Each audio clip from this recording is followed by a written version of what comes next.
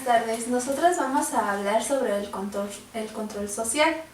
Bueno, primero diremos qué es o para qué sirve. Y sirve para mantener controlado a la sociedad y ésta pueda vivir en armonía. Sus orígenes son divinos y mágicos, ya que si hacías algo mal, eras castigado por una divinidad. También, si no eras castigado por la divinidad, eras castigado por los gobernantes de donde te encontrabas. En la Edad Moderna se caracteriza principalmente porque surge el Estado. Y el Estado es quien da las medidas necesarias para establecer este control. Según Kelsen, el Estado está dividido en tres, que es el poder, el pueblo y el territorio. Y esos tienen que vivir en armonía para tener un control social. Bueno, hay dos tipos de control, el activo y el pasivo. El activo se rige más para orientar las acciones para la implementación de metas y valores, y el pasivo son los elementos basados en las costumbres y en las tradiciones. Las formas en las que el gobierno te tiene controlado es mediante la educación, la religión, la cultura, cuestiones sociales. Es más que nada el sistema que tiene el mismo gobierno. Y por último, vamos a hablar sobre el control social en México. Buenas tardes, compañeros, profesor. Yo les voy a hablar sobre, como decía mi compañera, los ejemplos del control social. Antes que nada, yo creo que sería importante hablar un poquito de lo que nos dice Marx. Él establece un concepto que es llamado el materialismo histórico. Habla sobre cómo hemos ido cambiando de modos de producción. Iniciamos con uno llamado el esclavismo y ahorita tenemos el capitalismo. Él menciona que básicamente hemos ido cambiando de modos de producción por un efecto llamado lucha de clases. Esta se da una vez que ya sea el esclavo o el proletariado o el trabajador se da cuenta de la explotación que está sufriendo. Ahora, ¿por qué es esto importante para ejercer un control social? El hecho de tener distintas clases sociales se considera un control social. ¿Por qué?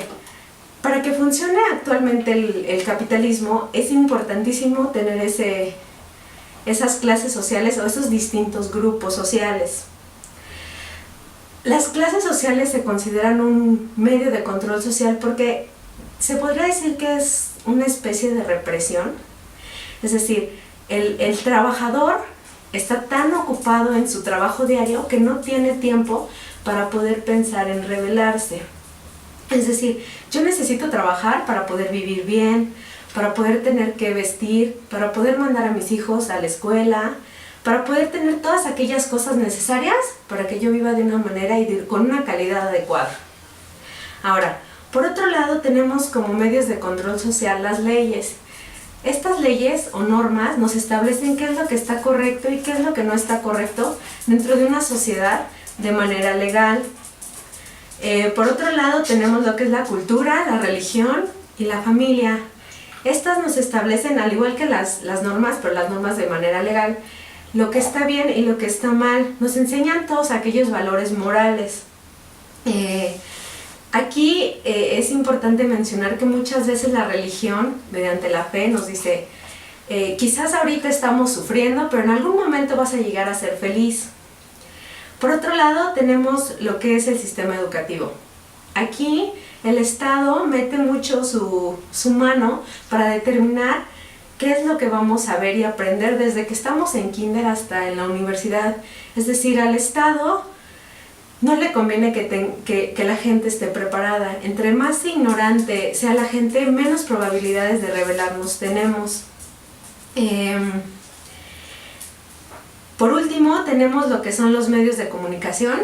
Al igual que un poco parecido a lo que es el sistema educativo, los medios de comunicación van a transmitir toda aquella información que crean que es necesaria que sepa la población. Es decir, si hay algún tema que el Estado no le convenga que nosotros conozcamos, no lo van a decir. Por otro lado, también los medios de comunicación lo que hacen es mantenernos entretenidos para que nosotros no tengamos tiempo para poder pensar y decir, oye, ¿sabes qué? Me están explotando, entonces debo de formar una revolución e ir en contra del sistema. Bueno, ahora les vamos a comentar un poquito de la forma en la que el control social se ha aplicado aquí en México. Bueno, buenas noches. Yo les quiero hablar sobre 3 hechos históricos muy importantes en la historia de México. Uno es en un ámbito del gobierno, otro es un periodo económico y el último es un movimiento social. Sin ahondar en cuestiones políticas del Porfiriato, todos podemos recordar que fueron los años de oro para México, donde el mundo no nos veía como un país tercermundista, sino al contrario, todo el mundo quería venir a México. México estaba en todos los periódicos. Teníamos un gran auge en la extensión del sistema ferroviario, en la electricidad y la industria petrolera. Esta fue la mejor época de México, pero sin embargo, después del Porfiriato y después de la Revolución, parece que el tiempo se congeló, que no hubo ningún avance de ningún tipo hasta la fecha. O sea, somos un país que tener tantas reservas de petróleo y que no haya una sola refinería en funcionamiento en el país nos hace cuestionarnos si en verdad no tenemos el conocimiento para implementar un tipo de industria como esta.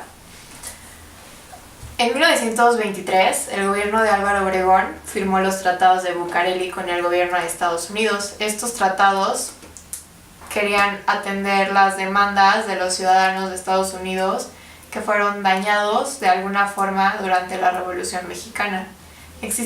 Cuenta la leyenda que estos tratados tenían una cláusula secreta donde Estados Unidos comprometió a México a que no hubiera ningún tipo de avance, tanto científico ni tecnológico, durante 50 años en la industria petrolera, bélica, aérea y marítima.